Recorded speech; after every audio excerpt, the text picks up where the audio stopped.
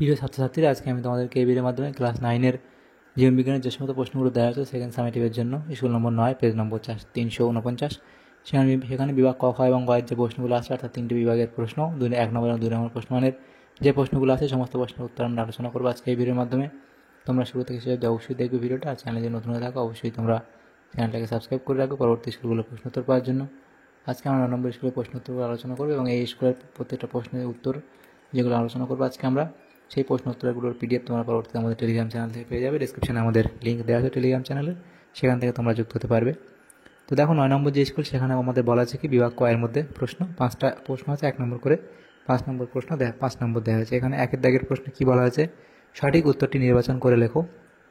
1-এর দাগের 1-এর প্রশ্ন, শ্বাসমূল দেখা যায়। তাহলে শ্বাসমূল কোথায় দেখা যায়, সেটা অপশান ডি, অর্থাৎ ম্যানগ্রোভ উদ্ভিদে শ্বাসমূল দেখা যায়। এরপরের প্রশ্ন, পদার্থ কোন গাছের রেচন পদার্থ থেকে হাঁপানির ওষুধ পাওয়া যায়। তাহলে সেটা এখানে তোমাদের কী হবে, ধতুরা, সর্পগন্ধা, এফিড্রা নাকি বেলেডোনা। অপশান এ অর্থাৎ ধতুরা। এরপরের প্রশ্ন 3-এর দাগের, স্বাভাবিক পেসমেকার বলা হয়। স্বাভাবিক পেসমেকার বলা হয়, তাহলে এটা তোমাদের কী হবে, স্বাভাবিক পেসমেকার কাকে বলা হয়, তাহলে সেটা তোমাদের এখানে হবে SA নোটকে, অর্থাৎ অপশান বি। এরপরের প্রশ্ন, সবুজ উদ্ভিদের পাতার যে স্থানে সালোক সংশ্লেষ সংঘটিত হয় তা হলো কি, এটা হবে মেসোফিল কলা। এরপরের প্রশ্ন, প্রদত্ত কোনটি পতঙ্গভুক উদ্ভিদ। তো তাহলে এখানে তোমাদের কি হবে, দেখো সূর্য শিশির, ডায়োনিয়া, কলসপত্রী, তাহলে এখানে অপশান ডি অর্থাৎ সবগুলি। এরপরে যে প্রশ্নগুলো আছে দেখো বিভাগ খ, সেখানে বলা আছে 2-এর দাগের প্রশ্ন, নিম্নলিখিত প্রশ্নগুলি উত্তর দাও। 2-এর এ, একটি বাক্যে উত্তর দাও যে কোনো 2টি। তো 10টা প্রশ্ন আছে, 1 নম্বর করে 10 নম্বর দেওয়া হয়েছে। 2-এর দাগের এর 1-এর দাগের প্রশ্ন, NADP এর পুরো নাম লেখো। তাহলে NADP এর পুরো নাম তোমাদের লিখতে হবে। তাহলে তোমরা কি লিখবে, নিকোটিনামাইড,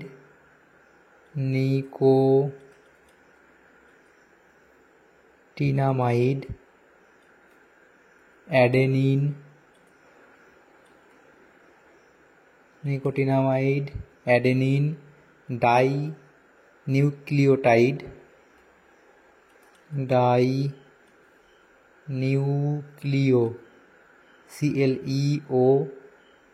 CLEOTIDE, নিউক্লিওটাইড ফসফেট। এরপরের প্রশ্ন 2-এর দাগের প্রশ্ন, বিসদৃশ্য শব্দটি লেখো। রজন, গদ, রেশারপিন এবং তরুক্ষীর। তো এখান থেকে তোমাদের রেশারপিনটা আলাদা হয়ে যাবে।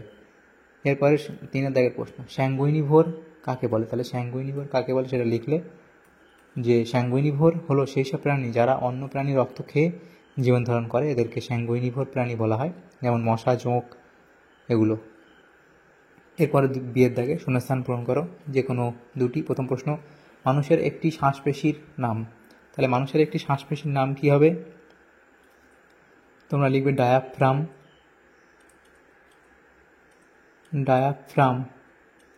এরপরে ক্ষুদ্রান্তের অন্তগাত্রে আঙুলের ন্যায় প্রবর্ধককে ড্যাশ বলে। তাহলে কি বলা হয়, ভিল্লি বলা হয়। তাহলে এটা হবে ভিল্লি বলে। ফুসফুসীয় ধমনীতে ড্যাশ রক্ত পরিবাহিত হয়। তাহলে এটা হবে অবিশুদ্ধ রক্ত প্রবাহিত হয়। 3-এর দাগে সত্য কথা মিথ্যা নিরূপণ করো। প্রথম প্রশ্ন, K+ আয়ন পত্ররন্ধ্র খুলতে সাহায্য করে।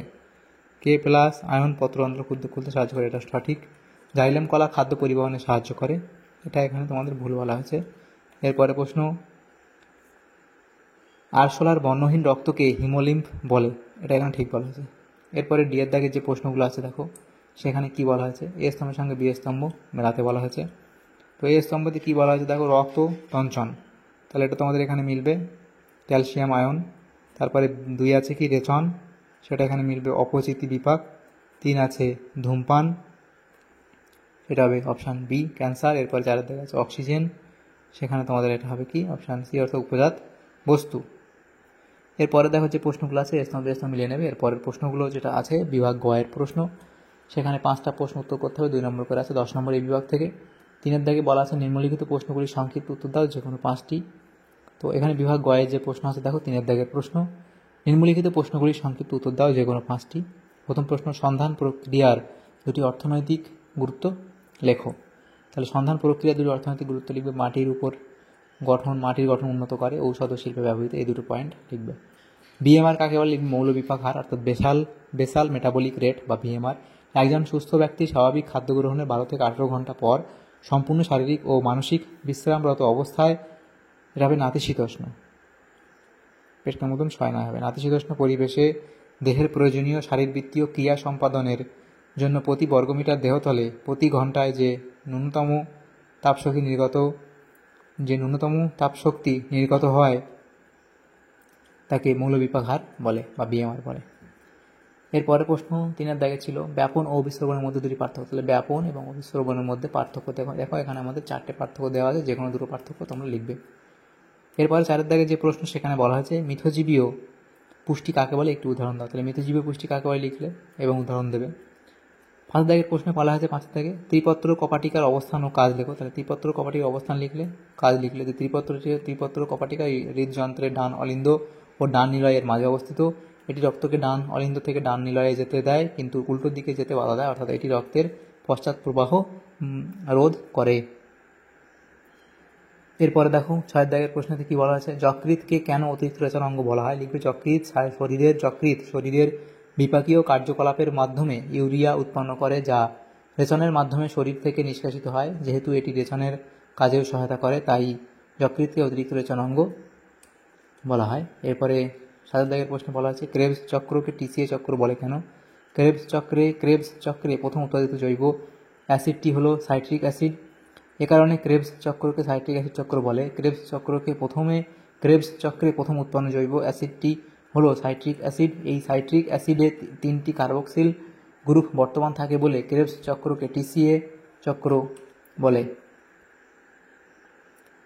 তাহলে এটা হলো। তাহলে আমাদের এখানে দেখো যে প্রশ্নগুলো ছিল আমাদের যে 9 নম্বর স্কুলে ক্লাস 9-এর জীবনবিজ্ঞানের বিভাগ ক, খ এবং গ এর মধ্যে যে প্রশ্নগুলো ছিল এমসিকিউ মেথডে আসছে প্রশ্ন 1 নম্বর 2 নম্বর প্রশ্নগুলো সমস্ত প্রশ্নের উত্তর আমরা আলোচনা করলাম আজকে এই ভিডিওর মাধ্যমে। তোমাদের যদি সামান্যতম উপকার এসে থাকে ভিডিওটা অবশ্যই একটা লাইক করবে, বেশি বেশি করে বন্ধুদের সাথে শেয়ার করবে।